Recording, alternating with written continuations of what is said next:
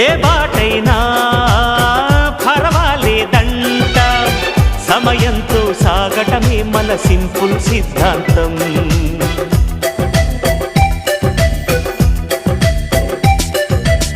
చిరుగాలికి పరిమళమిచ్చే సిరిమల్లెల వనమై ఉందాం, గగనాన్ని నేలను కలిపే హరివిల్లుల బంతెన అవుదాం.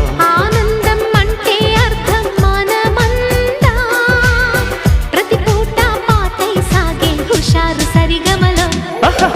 ఎన్నో ఎన్నో రాగాలుండే సంగీతం